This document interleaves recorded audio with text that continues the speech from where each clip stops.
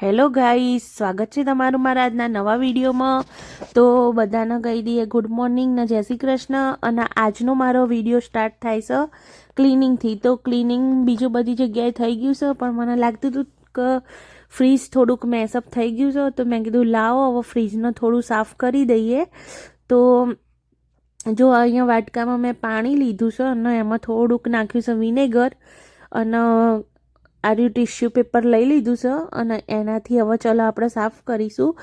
તો હું દર વખતે છે ને તે આવી રીતના જ પાણી અને વિનેગરથી જ સાફ કરી દઉં છું, બીજું કોઈ લિક્વિડ યુઝ કરતી નહીં, કારણ કે આનાથી મસ્ત એવા ડાઘા સાફ થઈ જતા હોય છે। જો વધારે પડતા કોઈ જિદ્દી ડાઘ હોય તો થોડોક અંદર બેકિંગ પાવડર કે બેકિંગ સોડા નાખી દેવાનો, તો એનાથી મસ્ત મજાનું ક્લીન થઈ જતું હોય છે। તો જો આવી રીતના મસ્ત મજાનું ક્લીન કરી દઈશું, અને આ લિક્વિડ લગાવવાથી છે ને ફટફટ લાઈક બધું કચરો જતો રહેતો હતો અને ફટાફટ ડાઘા દૂર થતા હતા।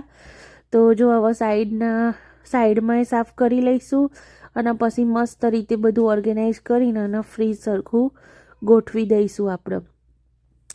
તો નાના છોકરા હોય એટલે આપણે વધારે પડતું ફ્રીજ ખરાબ થતું હોય, નહીંતર આમ તો જો એક કે બે હાથે યુઝ થતું હોય ને તો વધારે પડતું ખરાબ ના થાય, પણ આવું છોકરો વારે ઘડીએ ખોલવા કરે ને એટલે એવું થઈ જતું હોય છે। તો જો આ રહ્યું મેં છે ને પેલું આપણે અહીંયા ફ્રોઝન વસ્તુ મળે ને એમાં આવા કન્ટેનર આવે છે, તો એ કન્ટેનર સેવ કરી રાખ્યા હતા। તો જો એમાં હવે આ બધા બોટલ્સ હોય, તો હવે આ કન્ટેનરમાં બધી બોટલ્સ ભરી કાઢી, એટલે શું કે આવી બોટલ્સથી અંદર બધું ગંદાતું એ ના થાય અને મસ્ત રીતે આ બોટલો જો ઓર્ગેનાઇઝ થઈ જઈ। તો હવે આનો આપણે જો અંદર મસ્ત રીતે ગોઠવી કાઢ્યું। તો આવા ઘણા બધા કન્ટેનર મેં ભેગા કર્યા છે, અને પછી બધી જે અમુક બોટલો ને એવું હોય એ આ રીતના ગોઠવી દેવાની।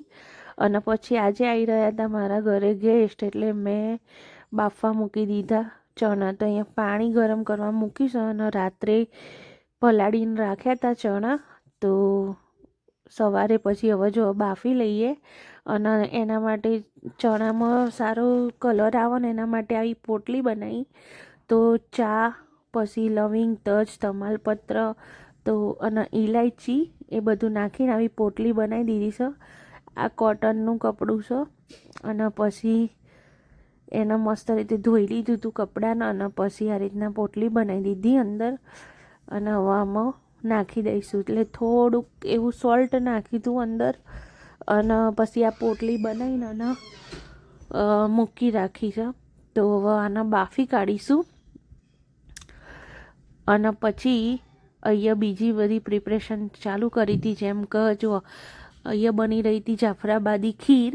તો જાફરાબાદી ખીર જે મહેસાણાના હશે ને એમને ખબર હશે, તો મહેસાણા અમદાવાદ જતા વચ્ચે અમૃત હોટલ આવશે, તો અમૃત હોટલમાં બહુ જ ફેમસ છે જાફરાબાદી ખીર। તો મેં એરી ખીર આજે બનાવી હતી, અને આરે ચોખા છે ને તે પલાળી રાખ્યા હતા સવારે, અને પછી એને થોડા હાથથી ક્રશ કરી દીધા, અને હવે આ દૂધ ગરમ કરવા મૂકી તો એમાં ચોખા નાખી દઈશું।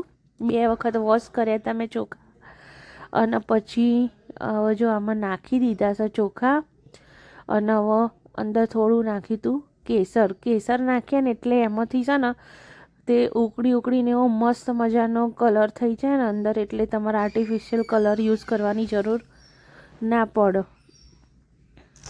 તો જો હવે મસ્ત મજાનું દૂધ ઉકળે છે, અને દૂધ ઉકળતી વખતે ચોખાએ મસ્ત રીતે અંદર બોઇલ થઈ જશે, કારણ કે આપણે પલાળીને રાખ્યા હતા। તો પલાળીને રાખેલા હોય ને તો સારી રીતે મસ્ત ફટાફટ થઈ જતા હોય છે। તો જો હવે જેમ ઉકળશે ને એમ અંદર મસ્ત મજાની મલાઈ થતી જશે, અને બસ હવે ફટાફટ એક પછી એક કામ પૂરા કરવાના છે। એટલે આપણે આને અહીંયા ઉકળવા મૂકી દઈશું, અને આપણે બીજા બધા કામ પતાવી લઈશું। તો મેં સાથે બનાવવાનું છે, સાથે બનાવવાનું હતું દાળવડા અને પૂરી અને છોલે અને ખીર જુઓ કે મસ્ત ઉકળી ઉકળીને અને મલાઈ થઈ ગઈ છે. તો અંદર હવે સાથે સાથે નાખી દઈશું ઇલાયચી અને થોડુંક ડ્રાયફ્રૂટ. તો ઓલમોસ્ટ જુઓ કેવી પરત બાજી ગઈ છે ને અંદર મલાઈની. તો અને એટલી મસ્ત યમ્મી દેખાઈ રહી છે ને મોઢામાં પાણી આવી જાય એવી મસ્ત આમ જોઈને જ દિલ ખુશ થઈ ગયું હતું. તો ખાવાનું એ મન થઈ ગયું હતું. તો જો હવે લાસ્ટમાં હવે બહુ ઉકળી ગઈ છે પછી નાખીશું સુગર. તો સુગર નાખીને મસ્ત મિક્સ કરી દઈશું.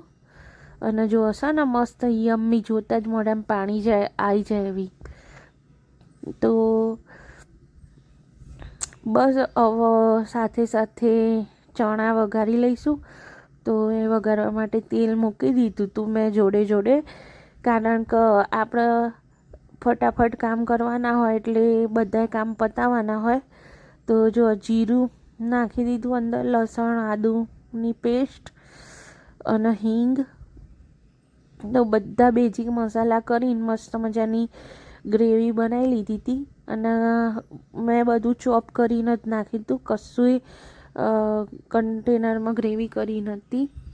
તો જો મસ્ત ચોપ કરીને ડુંગળીએ નાખી દીધી અને બસ હવે આને સાતળવા દીધી હતી. ને પછી બેઝિક મસાલા કરી લીધા અંદર, હળદર ને મરચું ને ધાણા જીરું ને મીઠું તો જોઈને નાખવાનું કારણ કે આપણે ચણા બોઇલ કર્યા હોય એ વખતે મીઠું નાખ્યું હોય એટલે જોઈને જ માપનું જ નાખવાનું. નહીંતર પછી શું થાય કે વધારે ઓછું થઈ જાય. એના કરતાં પહેલાંથી જ માપનું જ નાખવાનું. અને જો ગ્રેવી કેવી મસ્ત મજાની થઈ રહી છે ને, તો હવે આમાં નાખી દઈશું આપણે ટામેટાં. તો જો ટામેટાં એ મેં ચોપ કરીને જ નાખ્યા છે.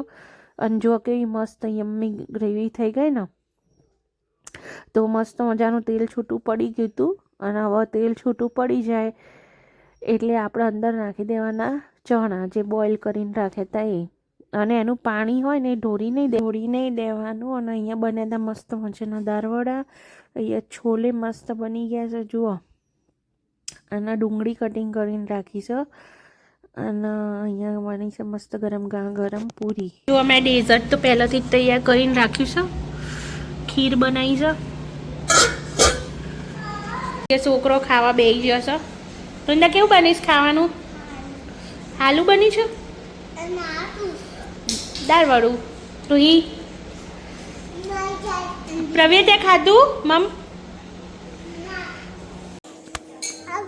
તો ચલો ગાઈસ ખાવા આજે મસ્ત મજાની પૂરી, શાક અને ખીર. તો ચલો ખાવા. તો રૂહી કેવું લાગ્યું ખાવાનું?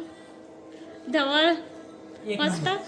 જો અમાર ભાઈ આયા છે તે કેવું લાગ્યું ભાઈ તમને ખાવાનું? ભાભી તમને? બહુ મસ્ત. એમાં જાફરાબાદી ખીર તો જોરદાર નંબર 1. એવું બહુ જ મસ્ત. વૃંદા તને? જબ્બર ભાઈ છે. તો હેડો દાન તમે આવી જ ખીર બનાવીને ખાજો. જાફરાબાદી ખીર સર્ચ મારજો. હે રેસીપી જોઈતી હોય તો કોમેન્ટ કરજો.